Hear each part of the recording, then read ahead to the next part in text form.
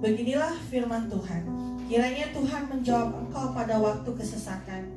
Kiranya nama Allah Yakub membentengi engkau. Kiranya dikirimnya bantuan kepadamu dari tempat kudus dan disokongnya engkau dari Sion. Kiranya diingatnya segala korban persembahanmu dan disukainya korban bakaranmu. Kiranya diberikannya kepadamu apa yang kau kehendaki dan dijadikannya berhasil apa yang kau rancangkan. Kami mau bersorak-sorai tentang kemenanganmu dan mengangkat panji-panji demi nama Allah kita. Kiranya Tuhan memenuhi segala permintaanmu. Kami buka ibadah ini hanya di dalam nama Tuhan Yesus. Amin. Saya minta Bapak Ibu untuk bangkit berdiri.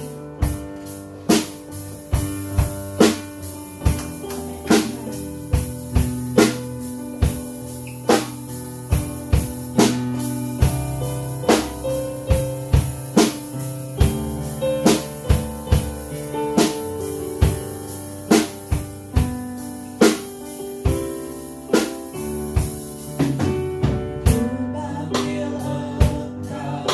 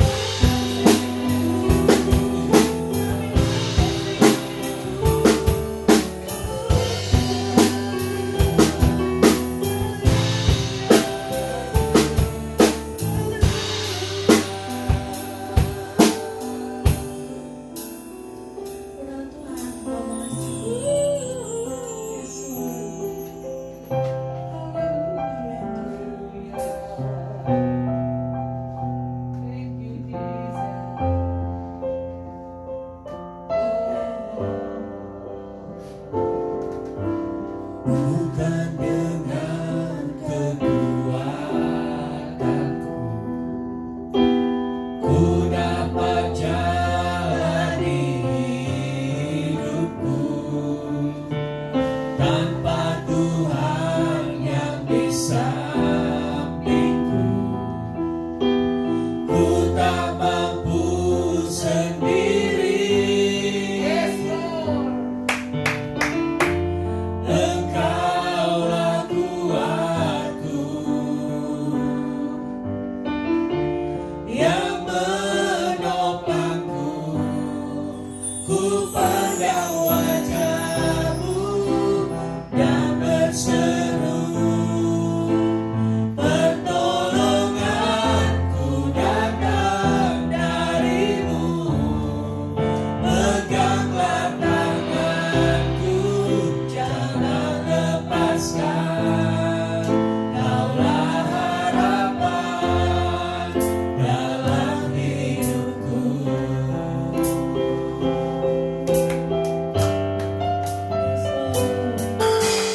Bukan dengan kekuatanku ku dapat jalani hidupku. Tanpa Tuhan yang di sampingku, ku tak mampu sendiri. Engkaulah Tuhanku yang menopangku, ku pandang wajah-Mu dan berseru, pertolonganku datang dari-Mu. Peganglah tanganku, jangan lepaskan. Kaulah harapan dalam hidupku. Ku pandang wajah-Mu dan berseru, pertolonganku datang dari-Mu. Peganglah tanganku, jangan lepaskan. Kaulah harapan dalam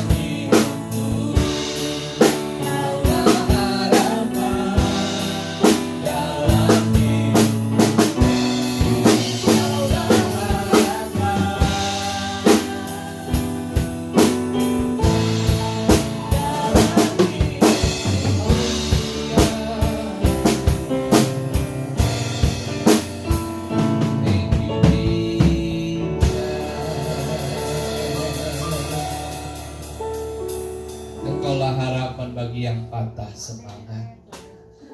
Engkaulah harapan bagi mereka yang sedang menangis. Engkaulah harapan bagi mereka yang sedang ada dalam masalah. Kami berterima kasih untuk Tuhan yang besar, hebat, dan ajaib. Dan Engkau ada di tengah-tengah mereka yang sedang putus asa, kecewa, khawatir, cemas, takut. Engkau ada di setiap sudut perjalanan hidup kami. Engkau Tuhan yang selalu ada di setiap perjalanan kami.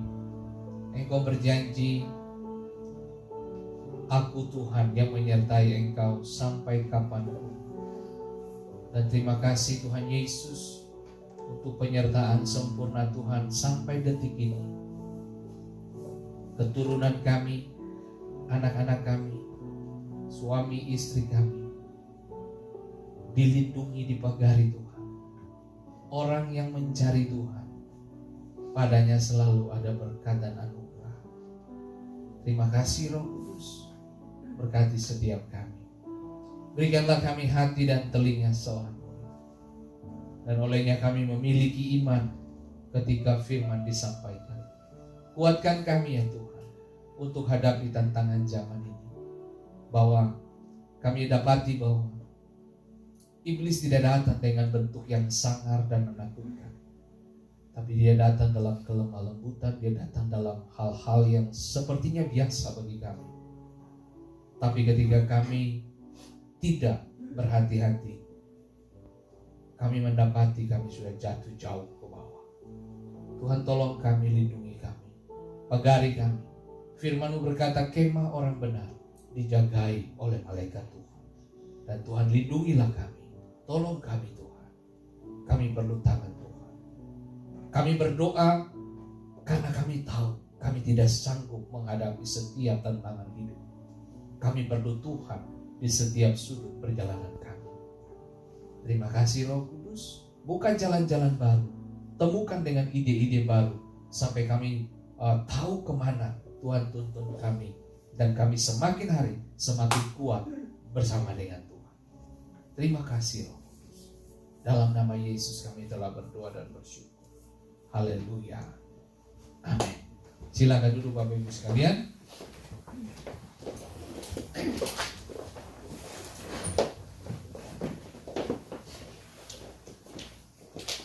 Baik, masih tetap di Wahyu 21 ayat yang ke-8. Kita bahas itu tentang tukang-tukang sihir. Ya. Pertanyaannya begini, tukang-tukang sihir kita, apa yang kita mau belajar dari orang ini ya? Oke, baik. Nah, Wahyu 21 ayat 8, tetapi orang-orang penakut, orang-orang yang tidak percaya, orang-orang keji, orang-orang pembunuh, orang-orang sundal, tukang-tukang sihir, penyembah-penyembah berhala, dan semua pendusta, mereka akan mendapat bagian mereka di dalam lautan yang menyala-nyala oleh api dan belerang. Inilah kematian yang kedua. Nah, kita bahas tentang tukang-tukang sihir. Siapa mereka ini? Next, lihat. Yang pertama kita tahu dulu ahli sihir. Mereka, ending dari kehidupan mereka adalah lautan api. Para penyihir, tukang sihir ini, mereka berurusan dengan pemujaan setan. Itu jelas. Jadi setan bermain. Nah, seperti tadi saya berdoa bahwa setan sekarang sudah tidak tampakkan diri dalam bentuk yang wow, menakutkan. No. Setan itu dia bisa datang dan berbentuk seperti orang berdasi, orang berpangkat, berposisi, ya kayak begitu. Nah, kita lihat pelan-pelan. Mereka berurusan dengan spiritisme. Pemujaan, memanggil roh-roh dan arwah, ya, dan terlibat dalam okultisme, dan terlibat dalam gerakan zaman baru. Nah, gerakan zaman baru itu apa? Nah, ini yang saya bilang, berhati-hati pada level ini. Next, lihat baik-baik. Mereka adalah pengikut iblis, ya. Tempat iblis ada di lautan api, dan mereka akan mengikuti iblis di lautan yang sama, di mana akan selalu ada sekarang tetapi tidak pernah mati. Artinya mereka tetap hidup di lautan api, bernafas di situ, tapi akan dibakar terus begitu, tidak pernah mati, disiksa terus. Ya, oke, next lihat. Seorang ahli sihir itu siapa? Seorang yang biasa melakukan guna-guna okultisme, misalnya ramalan, sihir, hubungan dengan orang mati. Nah, apakah Anda terlibat di sini? Kalau saudara tidak terlibat di sini, mungkin dalam bentuk yang berbeda. Kita lihat pelan-pelan. Peraturan tentang dosa yang keji. Ya. Di dalam Keluaran 22 ayat 18 dikatakan, seorang ahli sihir perempuan janganlah engkau biarkan hidup. Itu Torah. Musa beritahu kepada Israel, Di tengah-tengah kamu tidak boleh ada yang namanya sihir. Itu jelas sekali. Nah, oke. Sekarang kita tahu Musa sudah sampaikan hal itu. Tapi raja pertama Israel, 1 Samuel 28 ayat 7. Lalu berkatalah Saul kepada para pegawainya, carilah bagiku seorang perempuan yang sanggup memanggil arwah. Oke. Di Amerika mungkin enggak. Anda mungkin tidak pernah terlibat dengan togel. Tapi di Amerika ini kan ada apa? Namanya apa tuh? Dia lah yang lotre. Ya. Apa? Super Bowl dan sebagainya kan. Powerball ya, Super Bowl lagi Powerball itu ya. Oke. Nah, saya tidak tahu dengan orang-orang di sini. Apakah mereka pergi bicara di kubur? Ntar malam kasih aku mimpi ya. Nah, atau apalah, kasih angka atau nomor apalah. Nah, oke. Maka aku hendak pergi kepadanya dan meminta petunjuk kepadanya. Ya. Jadi jauh sebelum orang-orang pada umumnya minta petunjuk atau minta angka untuk bisa pasang begitu untuk apa tuh togel dan sebagainya itu, nah, atau lotre dan sebagainya. Nanti jauh sebelum mereka lakukan itu, Saul sudah ngomong itu. Aku minta petunjuk daripada arwah. Nah, para pegawainya menjawab dia, di Endor ada seorang perempuan yang sanggup memanggil arwah. Ya, ingat baik. Seorang ahli sihir apa? Orang yang berhubungan dengan okultisme, lalu berhubungan dengan dunia orang mati. Nah, sementara kasus dari 1 Samuel 28 ayat 7, ini Nabi Samuel sudah meninggal. Saul di tengah-tengah situasi dan kondisi yang terjepit mengharapkan petunjuk. Lalu Samuel putus asa. Si Saul putus asa. Saul ngomong kepada pegawainya, "You cari deh orang yang bisa panggil arwah." Dengan tujuan panggil siapa? Arwahnya Samuel. Pengkhotbah berkata bahwa orang yang sudah mati tidak memiliki hubungan dengan orang hidup. Jadi kalau orang tuamu meninggal, lalu kamu merasa bahwa kayaknya aku merinding ya masuk ke kamar apa ya? Kayaknya aku merinding ya masuk ke kamar mama. Kayaknya dia datang ini. Dengar baik, kipas angin kena kamu, bulu kudukmu berdiri. Bisa dimengerti? Angin kena aja bulu kuduk berdiri. Gitu loh. Dingin saja kena kamu bulu kuduk berdiri. Bukan berarti kayaknya ada orang tua datang ya. Ngerti nggak saudara? Dengar baik, di dalam Alkitab menjelaskan tidak ada hubungan antara orang hidup dengan orang mati. Semua kebaikan orang yang pernah hidup di bawah matahari sudah hilang lenyap, kata pengkhotbah. Nah, begitu dia meninggal sudah nggak ada hubungan apa-apa. Gitu loh. Nah, oke. Ini pelan-pelan. Lihat, next coba lihat. Saul gagal di situ.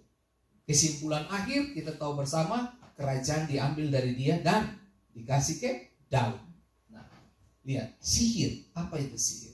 Perbuatan yang ajaib yang dilakukan dengan pesona dan kekuatan gaib, guna-guna atau mantra. Ya, ini pelan-pelan Bapak Ibu. Ilmu tentang penggunaan kekuatan gaib atau ilmu gaib. Ya, nah, tersihir artinya kena sihir atau kena pesona. Nah, mari kita lama-lama di Galatia 3 ini. Nah, Rasul Paulus mengatakan kepada orang-orang Galatia, "Hai orang-orang Galatia yang bodoh, siapakah yang telah mempesona kamu?" Alkitab bilang ini, siapakah yang telah mempesona kamu? Kata Yunani itu baskaino. Siapa yang mempesona kamu? Nah, baskaino itu mengucapkan mantra. Oke? Nah, bukankah Yesus Kristus yang disalibkan itu telah dilukiskan dengan terang di depanmu? Artinya gini, Paulus sedang beritahu kepada orang-orang Galatia bahwa siapa lagi yang mempesona kamu? Gitu loh. Bukankah Yesus yang telah gamblang begitu? Ini sebuah istilah ya, nggak mau mengucapkan mantra gitu ya. Nah, artinya Paulus sedang memberitahu kepada orang-orang Galatia bahwa, hey, kamu mestinya pesona kepada Kristus, bukan pesona kepada yang lain. Kasarnya begitu. Lalu dibilang, kenapa kamu begitu bodoh? Makanya di sini Baskaino ini bilang, siapa yang membaca mantra kepadamu? Artinya siapa yang mempengaruhi kamu? Bukankah Kristus telah kulukiskan begitu indah di depan matamu? Bukankah dia mati dan hidup dan dia bangkit kepadamu? Dia tebus kamu, dia beli kamu dengan lunas dan dengan darahnya kamu dapatkan hal-hal yang disebut dengan berkat Allah. Tapi kenapa kamu terpesona dengan hal di luar Kristus? Seharusnya terpesona ini, seperti kamu kena mantra gitu loh.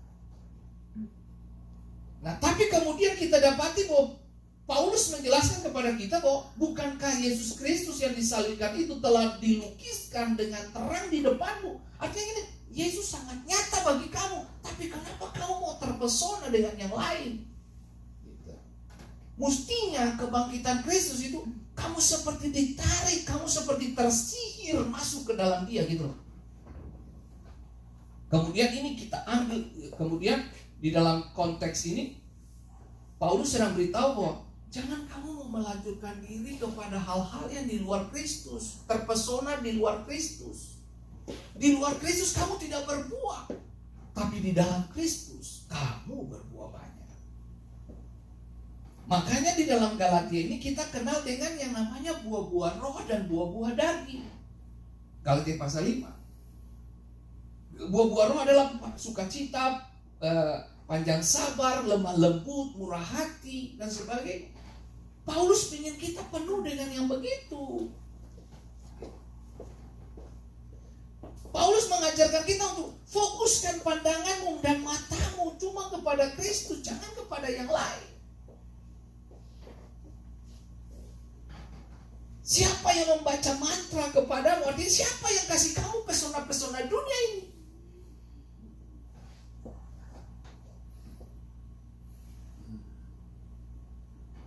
Biarlah, mari, kata ini saya pakai, biarlah kita terpesona seperti disihir ke dalam agendanya Yesus Kristus, bukan tersihir untuk yang hal negatif. Next, coba lihat. Orang-orang Galatia, kenapa kalian begitu bodoh? Kenapa kalian begitu cepat tertipu? Gitu. Itu dia punya maksud itu. Kenapa kalian tertipu dengan hal-hal yang di luar Yesus? Tidak meyakini ajaran yang benar dari Allah. Padahal di hadapan kalian, aku Paulus sudah menerangkan dengan sangat jelas bagaimana Kristus Yesus mati disalibkan demi kita. Berapa sering kita dapati orang lapar ketika dikasih sembako langsung percaya yang lain. Coba lihat. Alkitab berkata menjelang kedatangan Tuhan, banyak orang bakalan meninggalkan iman dan percayanya. Bahkan banyak orang akan meninggalkan agamanya, banyak orang akan meninggalkan keyakinannya, banyak orang gak peduli lagi dengan ibadah. Hendaklah kita hidup selanjutnya di dunia ini menurut kemauan Allah, bukan kemauan kita sendiri. Dengar baik saudaraku yang diberkati Tuhan, manusia kita ini sudah tidak ada lagi unsur yang namanya positif kalau kita tidak di dalam Kristus. Karena Alkitab berkata begitu manusia jatuh di dalam dosa, kita telah kehilangan kemuliaan Allah. Kita kehilangan bobot kualitas. Kita kehilangan seluruh nilai yang Tuhan kasih dalam hidup kita. Kita hilang semuanya. Kenapa kamu ke ibadah tapi kamu gak merasa ada kuasa ibadah? Kenapa kamu berdoa tapi kau merasa Tuhan jauh? Mungkin kamu melakukannya sebagai bentuk rutinitas saja, tapi kamu tidak enjoy, tidak menikmatinya. Gitu. Nah, coba pikir ini baik-baik Bapak Ibu. Nah, dengar baik, kita hidup di tengah-tengah dunia. Amerika sekarang negara maju begini, negara modern ini. Kita harus mengerti bahwa saudara sedang ada di lingkungan yang semua orang sulit membedakan mana tangan kanan dan mana tangan kiri. Kita sedang hidup di tengah dunia semacam ini. Nah, 1 Yohanes 5 ayat 4 dikatakan ini, sebab semua yang lahir dari Allah mengalahkan dunia. Nah, saya berharap dan doa saya, seluruh keluarga besar Rockdover memiliki hati seperti ini. Kita dilahirkan dari Allah mengalahkan dunia. Pertanyaan saya adalah, apa kemenangan yang mengalahkan dunia itu? Imanmu. Jangan kamu mau diganggu gitu loh. Jangan tertipu. Galatia pasal 3 ayat 1 tadi itu udah dibilang, kenapa kalian begitu cepat tertipu? Mestinya kita terpesona dengan Kristus dan karya-karyanya seperti disihir begitu. Tapi kenapa kamu tertipu dengan agenda yang di luar Kristus? Kenapa kamu terpesona dengan apa yang disodorkan dunia? Makanya dalam Galatia pasal 5 itu Paulus membedakan banget buah roh mana, buah daging mana. Daging itu apa? Percideraan, konflik, itu sudah tuh. Kepentingan diri sendiri, itu sudah. Nah, ini yang saya mau bilang ke saudara. Mari kita hidup berdasarkan kemauan Tuhan. Kalau Tuhan maunya apa buat kita? Tuhan maunya apa buat kita?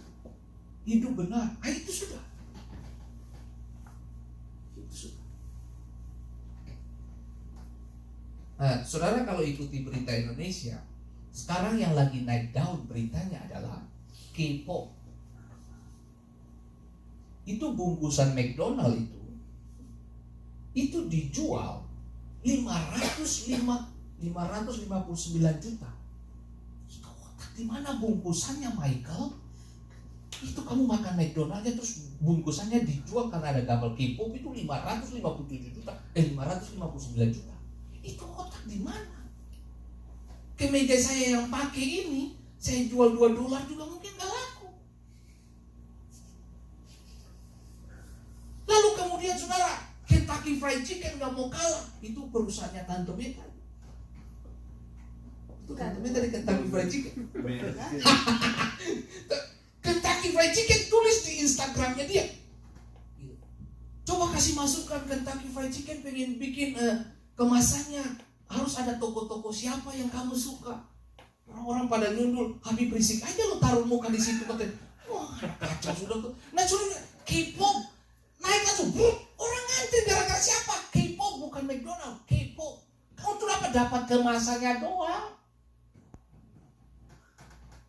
Coba lihat, itu dunia saja orang berlomba-lomba ngantri. Untuk apa? Dapat kemasan. Ke gereja, nggak ada ngantri-ngantri, nggak datang-datang. Serius saudara. Nah saudara yang ukur hatimu sendirilah. Nah, lalu kamu berharap masalah datang, kamu bisa kalahkan masalahmu, kamu bisa menang atas semua situasi ini. Sementara ke gereja, yang gak antri, kamu gak datang-datang. Padahal, mereka kejar tuh bungkusan. Bisa dimengerti. Yang dikejar bungkusan doang. Sementara McDonald di sini $1 saja, saudara. $2-3 saudara udah makan kenyang. Yang mereka kejar apa? Bungkusannya. Itu paling gila. Masa 559 juta? Itu dijual loh. Itu berita loh, saya kasih tahu itu. Nah, oke. Sementara bungkusan itu mereka kejar. Aneh kan orang-orang sekarang ini kejarnya bungkusan. Yang mestinya kita kejar apa? Isi toh. Emangnya kamu dapat bungkusan, kamu kenyang? Kan enggak. Yang kamu makan apa? Isi toh. Aneh. Saya bingung dengan orang-orang sekarang ini. Lebih suka kepada bungkusan, tapi mengabaikan isi. Bisa dimengerti? Bersamaan dengan itu, ada kurang lebih 2 atau 3 anak SD dari daerah mana itu, mereka menciptakan semacam kunci safety gitu untuk pakai KTP. Pakai KTP, barcode-nya itu pakai tek. Begitu disentuh, langsung nyala tuh motor. Jadi kalau itu nggak disentuh oleh KTP kita, itu motor nggak nyala. Sementara itu tidak dipublikasi dan tidak booming. Saudara bisa mengerti maksud saya? Nah, sementara anak-anak ini ciptakan barang ini untuk kepentingan banyak orang, untuk safety, untuk anak-anak dari kendaraan bermotor di bawah usia di bawah usia, mengamankan tak? Kan mereka nggak punya identitas itu, harus 17 tahun ke atas kan baru punya itu. Nah, kemudian mereka mengamankan apa? Tata tertib lalu lintas, kan begitu. Luputkan anak-anak dari maut. Itu tidak dipublikasi, bisa mengerti maksud saya? Itu kan pengetahuan untuk keselamatan banyak orang, masa depan bangsa. Tapi ini gara-gara bungkusan orang bisa antri itu loh. Bisa dimengerti. Sementara kamu antri capek-capek, kamu dapat bungkusannya, terus lalu bikin kamu kaya dengan punya barang itu. Enggak. Terus kamu dengan makan itu kamu keselamat begitu. Oke, itulah yang saya bilang. Itulah manusia sekarang. Lebih suka kemasan daripada isi. Nah, saya berharap Bapak Ibu, mari kita kejar Yesus. Mari penuhi imanmu. Oke, next lihat. Yang tadi saya bilang, gerakan zaman baru. Ya. Tujuan gerakan zaman baru, ini salah satu bentuk kekuatan sihir yang bakalan muncul. Sudah ada sekarang, sudah ada. Nah, untuk menciptakan sebuah spiritualitas yang tanpa batasan atau dogma yang mengikat. Gerakan zaman baru yang saya singkat GSB ini berisi 4 komponen dasar filsafat. Dan itu ada kan? Itu sudah ada. Panteisme, percaya bahwa Allah adalah alam semesta dan alam semesta adalah Allah.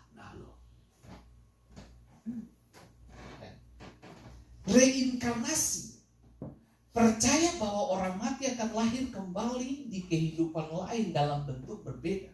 Semua ini bertentangan dengan Alkitab. Dan kita tidak punya waktu untuk membahas itu. Nah, relativisme, percaya tidak ada kemutlakan baik dalam kebenaran maupun moralitas. Nah, itu. Jadi untuk dunia sekarang ini melihat Yesus, dia bukan Tuhan, dia cuma sosok pribadi yang baik. Itu aja. Memang dia salah satu orang baik. Dia perhatikan orang susah, orang miskin. Dia gak beda amat sama si Dul. Si Dul kan kasih makan orang susah juga. Dia gak beda. Gitu. Coba lihat. Tapi mereka lupa. Kenapa mereka ngomong begini? Karena mereka mencoba untuk menghapus kegilaannya dia. Kegilaan Yesus. Mereka mencoba menghapus ketuhanan Yesus. Makanya sekarang kalau orang bilang, gak usah berdoa, kamu kerja aja, dapat duit. Gak usah berdoa, kerja aja. Itu betul, kerja dapat duit. Tapi jangan salah, ora et labora, berdoa dan bekerja, keseimbangan itu perlu. Karena iman tanpa perbuatan hakikat mati. Perbuatan tanpa iman juga mati. Ini menarik untuk kita belajar. Esoterisisme, percaya mereka memiliki pemahaman rahasia yang hanya dapat dimengerti oleh kelompok terbatas dan sulit dipahami oleh orang atau kelompok lain. Nah ini kan Yesus itu terbuka untuk semua kaum bangsa dan bahasa. Kisah Rasul pasal 2 menjelaskan kepada kita ketika Roh Kudus datang, segala suku, kaum dan bahasa ada di situ, termasuk orang Arab juga ada. Saya pernah ngomong itu kepada saudara. Nah, menariknya apa? Mereka seperti apa? Mengkultuskan pengajaran mereka untuk kelompok tertentu. Dan itu berhati-hati. Makanya gereja roh ini, gereja segala bangsa, semua suku, kaum, bangsa, dan bahasa bisa masuk ke sini. Karena kita semua memiliki hak yang sama di dalam agenda dan tujuan Tuhan. Nah, gerakan zaman baru Setan sederajat dengan Kristus. Ya keliru, men. Ini hati-hati, makanya Pak, saya mau bilang.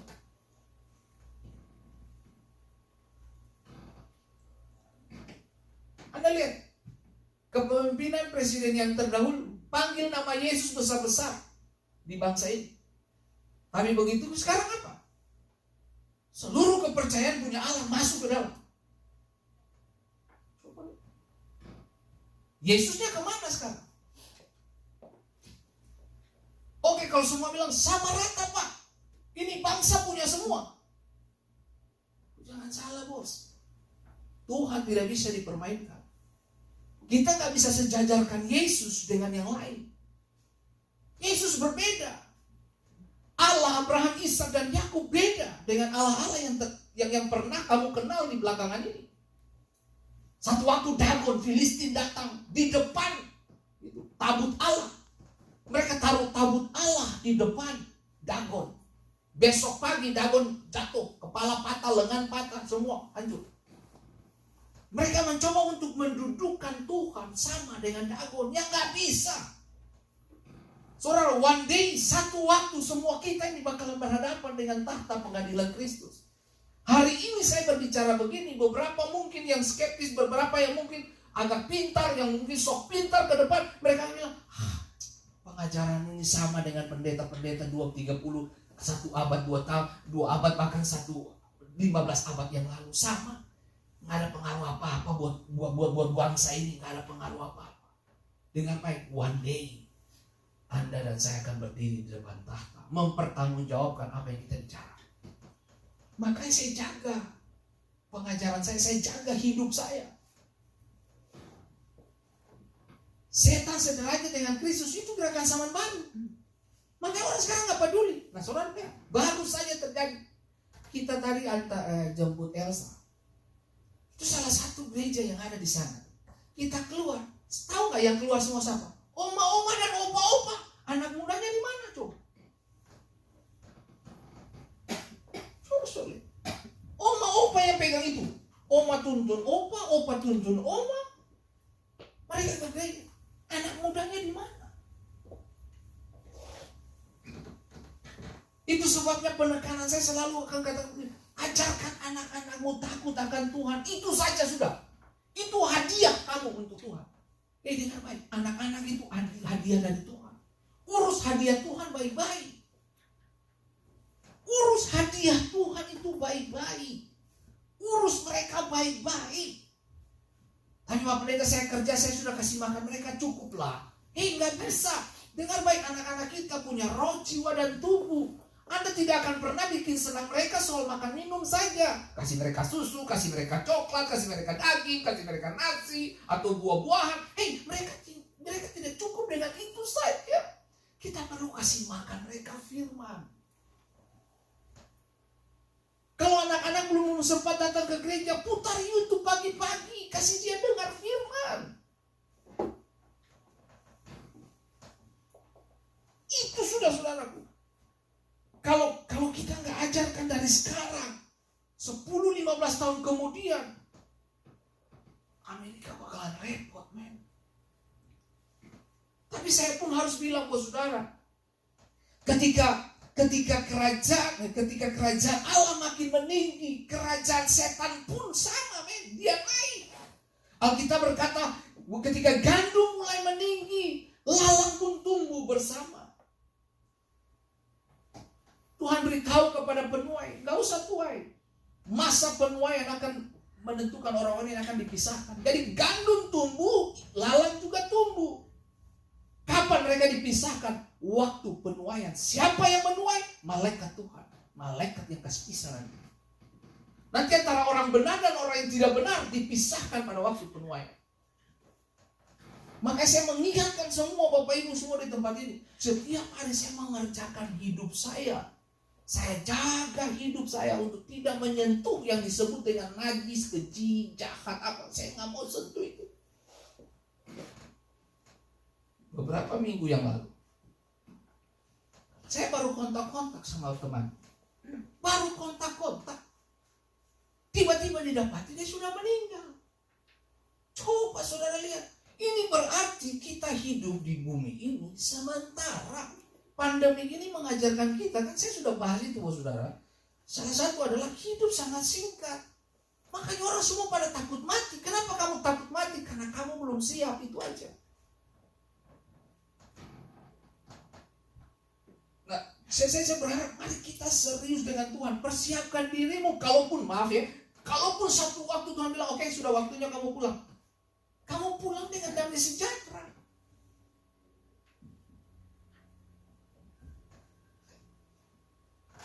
Saudara, seperti sering saya katakan bahwa semua kita ini dilahirkan, dibesarkan untuk tujuan dan kepentingan Tuhan, bukan untuk yang lain. Mari kita hidup untuk itu. Oke, saudara bekerja, tapi please jangan lupa Tuhan. Tuh. Kalau saudara dipromosi, diberkati Tuhan, please jangan lupa Tuhan. Itu saja saya kasih pesan. Gitu. Kalau kamu bepergian kemana-mana, sempatkan waktu untuk baca Alkitab, dengar firman Tuhan gitu. Saya setiap hari di YouTube itu, di YouTube dan di Facebook. Kalau saudara pengen dibuka tuh, lihat di Bung Fendi itu, di YouTube Fendi Talks, semua ada situ. Saudara mau dengar apa saja ada di situ. Setiap hari saya komen, setiap hari saya bicara. Kecuali Jumat dan Sabtu, saya istirahat karena leher-leher saya. Coba karena saya tidak mau ngomong waktu saya. Apa yang saya bisa bikin untuk kerajaan Allah, saya akan fight untuk itu. Next, lihat. Orang dunia punya kekuatan gelap. Mesir punya. Musa dan Harun berhadapan dengan Firaun. Ketika Tuhan katakan, Musa, you dan Harun pergi, bebaskan bangsa Israel. Sampai ke sana mereka berhadapan dengan apa? Kekuatan iblis, lihat. Keluaran 7 ayat 11. Kemudian Firaun pun memanggil orang-orang berilmu, ahli-ahli sihir, dan mereka pun ahli-ahli Mesir itu membuat sedemikian juga dengan ilmu mantra mereka. Mereka pakai kekuatan sihir juga, mereka kirim mantra juga. Tongkatnya Musa dan Harun itu dilempar jadi ular. Firaun panggil orang kuat dia di Mesir, bikin juga bos. Nah, dengar baik, apa yang dilakukan Tuhan, iblis juga lakukan. Cuma satu yang dia tidak bisa buat, yaitu mengasihi musuhnya. Semua hal dalam dunia ini iblis bisa bikin. Sembuh dia bisa bikin. Datang aja ke dukun. Yang saya bingung nih, Tuhan itu cuma bilang gini, berdoa dengan iman. Tapi kita begitu percaya loh. Dikumur pakai bawang putih. Tuh, mau loh. Gak tahu kita gosokin dia apa enggak, tapi kita percaya loh. Kita percaya dukun kayak gitu. Nah, orang Mesir lihat Musa bikin itu, tongkat jadi ular. Firaun gak mau kalah. Panggil. Dilempar lagi tuh ahli-ahli sihir tongkatnya. Tapi Alkitab bilang begini, tongkat Musa dan Harun menelan tongkat mereka. Masing-masing mereka melemparkan tongkatnya dan tongkat-tongkat itu menjadi ular. Semua jadi ular. Tetapi tongkat Harun menelan tongkat-tongkat mereka. Itu sudah cukup untuk menjelaskan hidup dan percaya kita. Dengar, kita menang untuk kemenangan. Kita berharap untuk harapan baru. Kita beriman untuk iman-iman berikut. Untuk berkembang, bertumbuh semakin hari semakin kuat. Kamu berperang bukan dari kalah kepada kemenangan, tapi berperang dari kemenangan kepada kemenangan. Dari harapan kepada harapan, kemuliaan kepada kemuliaan. Itu saudara. Musa telan mereka tongkatnya itu, tongkat Harun dan tongkat itu. Mereka ditelan habis-habisan. Ini bukti apa? Kemahakuasaan Allah, kamu gak bisa sejajarkan dia. Ini gerakan zaman baru ini, hati-hati saudara. Dia bisa masuk kepada anak-anak kita. Bahkan saudara lihat ada beberapa sekolah sekarang di Amerika sudah mulai muncul satanis buku-buku. Mulai masuk. Coba lihat, ini mulai hati-hati saudara. Apapun alasan yang dibangun, supaya ada persamaan di bangsa ini. Dengar baik, Tuhan tidak cari persamaan, Tuhan cari perbedaan. Bedanya di mana? Buah. Waktu Yesus datang ke pohon ara, Yesus nggak datang cari daun, ranting, batang. No. Yang Yesus cari buah. Kalau you tidak berbuah, Alkitab bilang ini, potong, tebang, lempar ke api. Itu semua. Makanya kalau kekristenan kita tidak berbuah, waduh.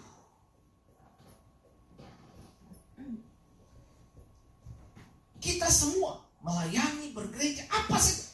Kalau kita tidak berbuah, kita bakalan dipotong juga, bos. Makanya kalau kamu kerja, kalau kamu bisa ngomong yang benar buat orang. Kalau orang nggak mau dengar juga, biarin. Yang penting kamu sudah ngomong. Next dia, itu Musa. Sekarang di mana? Itu di Mesir. Ini sekarang di Babel. Nebukadnezar, Daniel pasal 2. Lalu raja menyuruh memanggil orang-orang berilmu, ahli jampi, ahli sihir, para kasting, untuk menerangkan kepadanya tentang mimpinya itu. Maka datanglah mereka dan berdiri di hadapan raja. Tapi dengar baik, Daniel menjadi jawaban. Dunia memanggil dunia, tidak ada jawaban.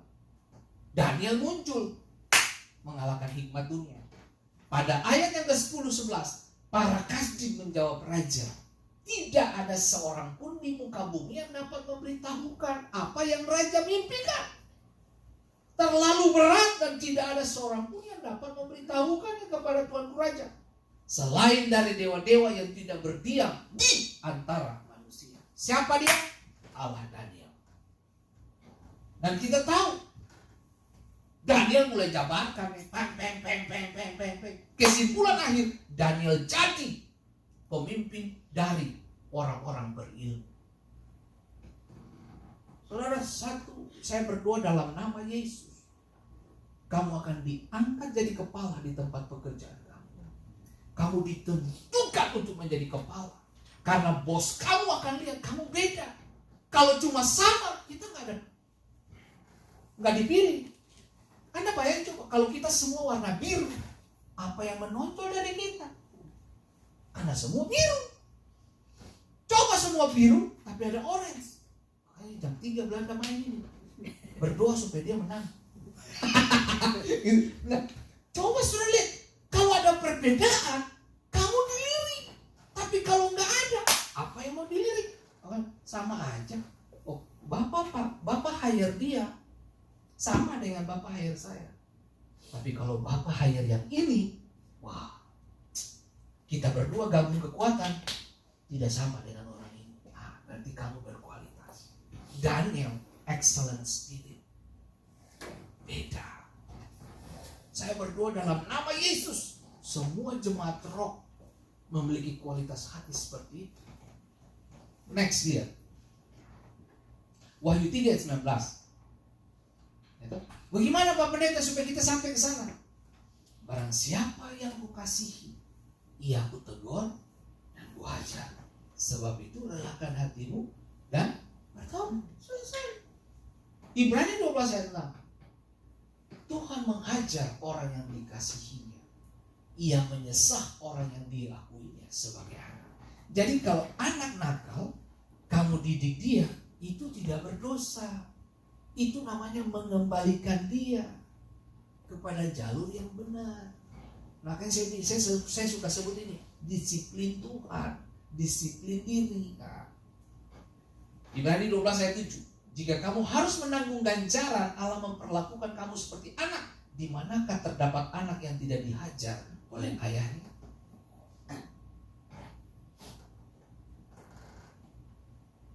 Nah, kata paido itu, dia datang dari kata pais, yang kalau diterjemahkan tuh untuk melatih anak, yaitu mendidik. Implikasinya apa? Disiplin dengan hukuman.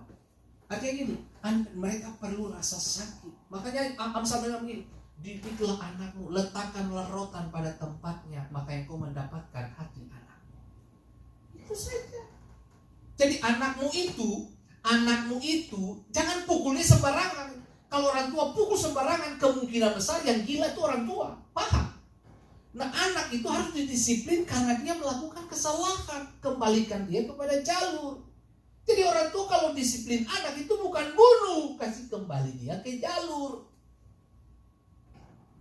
Kalau di Amerika ini kan kamu pukul nanti dipanggil 911, datang, kamu bisa masuk penjara. Oh no, juga kamu sih tahu. Negara nggak bisa urus anak-anakmu sampai sedetil-detilnya.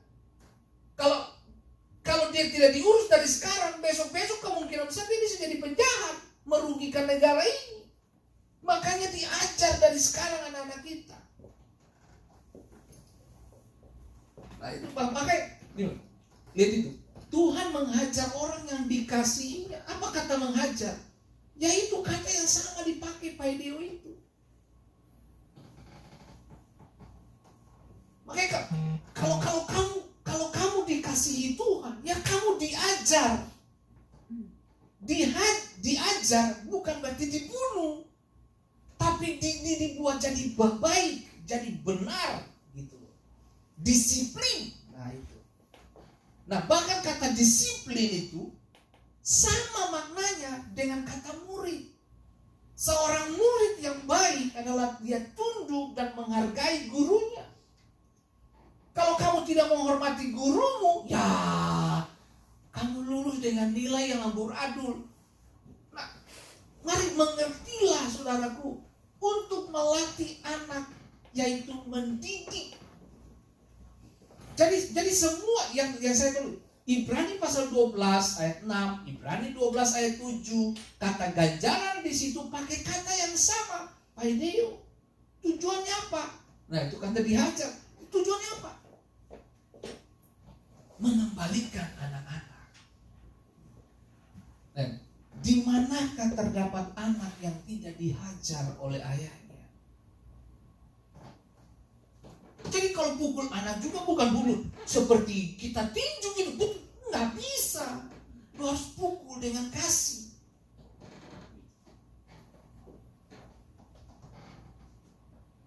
Makanya saya mesti bilang, saya disiplinkan anak-anak saya dari kecil. Begitu mereka belajar jalan 1 tahun, saya sudah masukin mereka ke toilet, turunin celana. Dikasih, mereka tahu. Kenapa kamu lakukan ini? Kenapa kamu buang barang? Diturunin. Saya masih ingat tuh Ray, ini Dede, turunin. Di-spam pakai rotan. Gak boleh, oke? Gak boleh. Oke, setelah itu saya peluk. Nah dulu saya dapat disiplin gak begitu. Dipukul, papok, tapi gak dipeluk. Makanya sakit hati. Tapi kalau saya pukul anak-anak, saya pukul, mau saya peluk. Saya bilang, kamu tahu kalau saya sayang kamu, makanya papa mesti disiplin kamu supaya kamu jadi benar, kamu bisa diterima di luar. Kalau kamu tidak diajar dari rumah, kamu akan ditolak di luar. Kamu mesti diajar di rumah supaya di luar kamu diterima dan orang bisa nonton hidupmu. Itu saja. Jadi kalau makanya ini, kalau Tuhan sayang kita, Tuhan pakai kata itu. Barang siapa dia? Wahyu 3:19, kata pertama yang keluar dari mulut Yesus sederhana. Barang siapa? Ku kasih. Kata itu dulu, ku kasih. Itu yang paling pertama menjadi dasar dari sebuah hubungan. Jadi kasih menjadi dasar dari disiplin terhadap anak-anak. Kasih harus menjadi dasar. Melayani tanpa kasih selesai. Kamu bekerja tanpa kasih selesai. Ada orang yang melayani karena memenuhi job, tapi ada orang yang melayani dan menikmatinya. Itu beda. Nah, jika kamu harus menanggung ganjaran, Allah memperlakukan kamu seperti anak. Jadi bukan untuk dibunuh. Tuhan pakai semua kita untuk kemuliaan Dia. Next day habis kalian. Habis. Tuhan memberkati kita. Dan dengan baik selalu ingat. Ajarin anak-anak saudara di rumah. Apa tuh?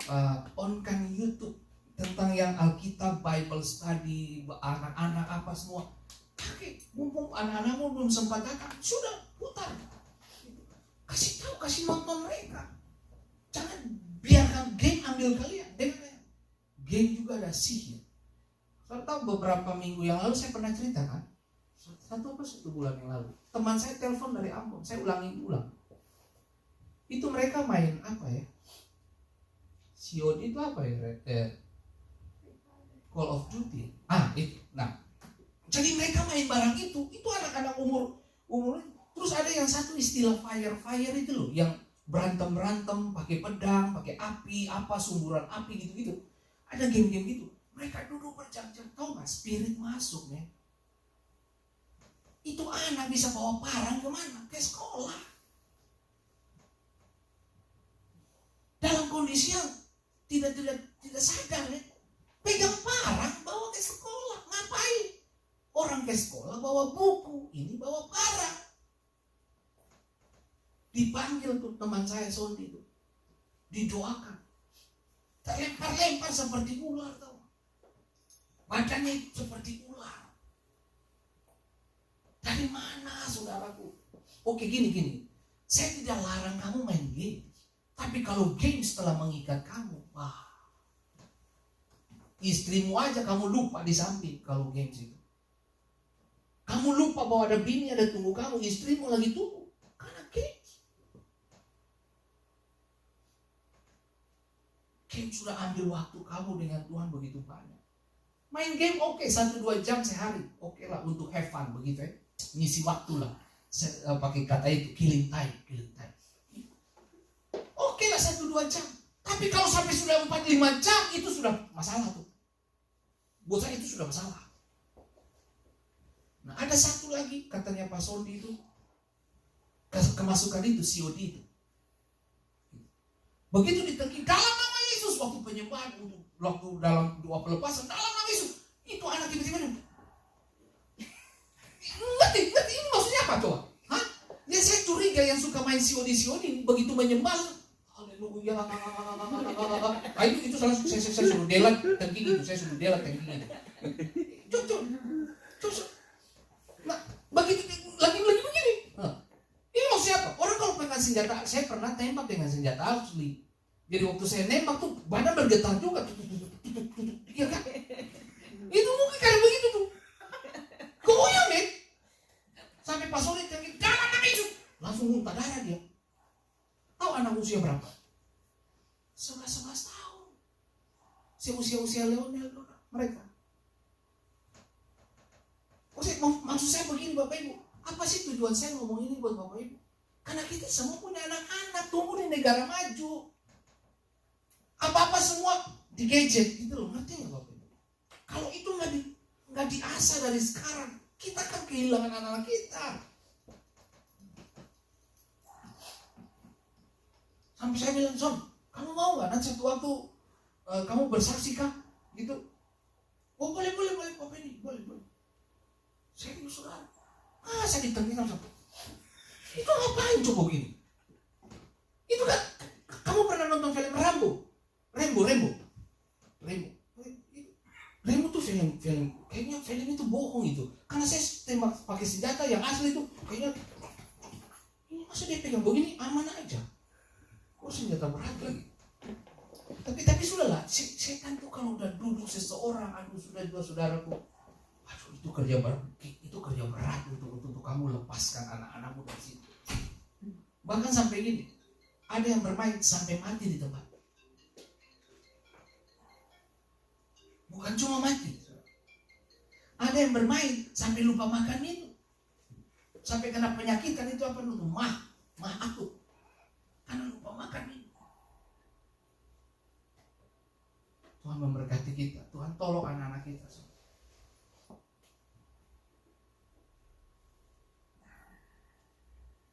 Tuhan Yesus berkati kita semua ya.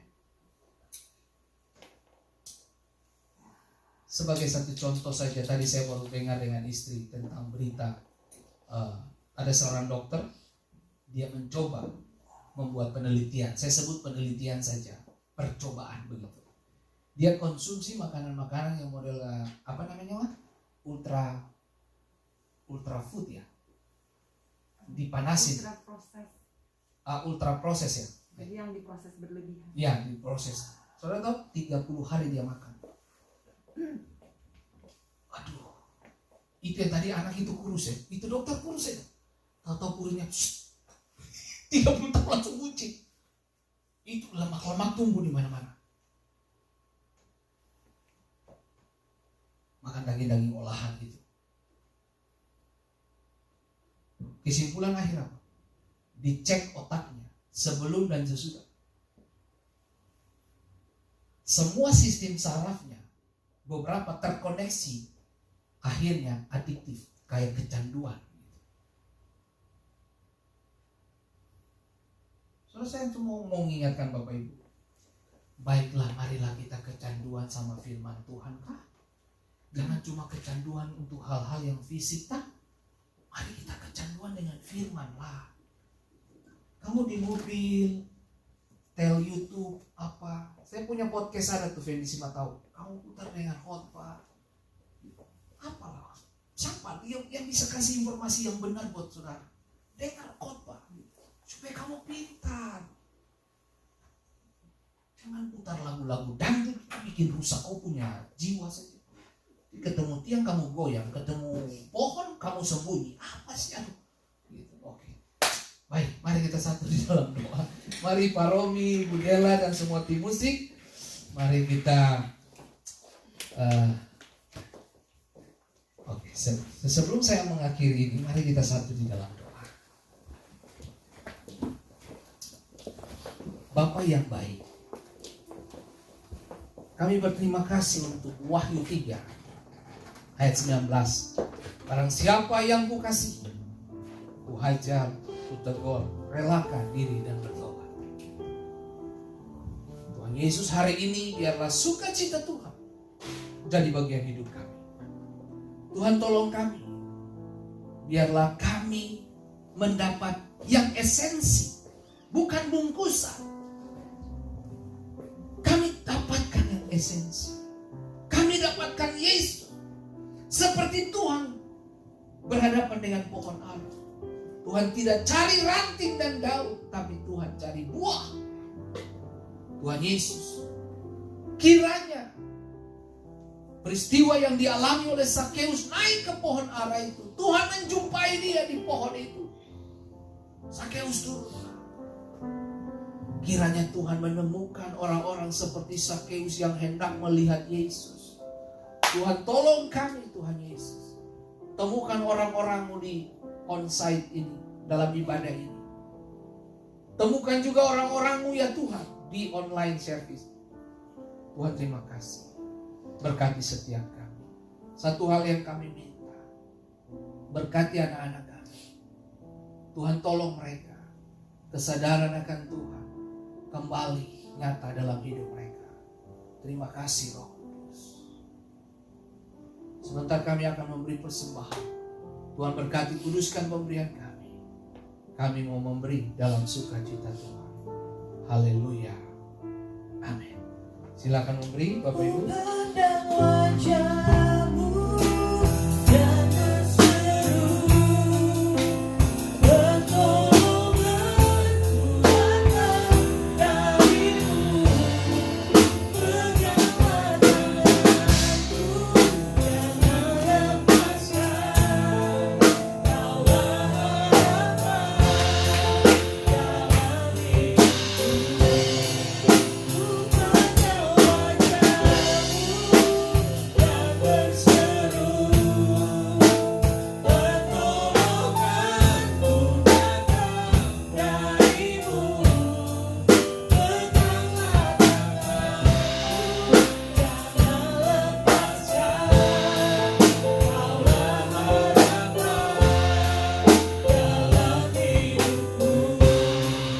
Kaulah harapan dalam hidupku.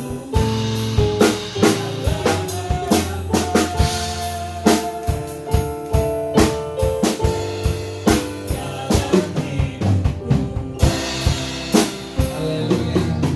Mari bukalah kedua tanganmu dan terimalah berkatnya. Saya mengundang Bapak Ibu semua bangkit berdiri dan bukalah kedua tanganmu dan terimalah berkatnya.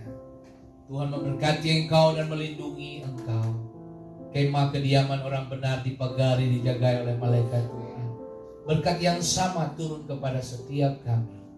anugerah, kasih sayang, limpah rahmat dari Kristus Yesus turun menaungi setiap kami. Berkati dan urapi kami di dalam nama Tuhan Yesus Kristus. Sukacita Tuhan menjadi bagian hidup kami. Diberkatilah kami dengan kesehatan dari Tuhan.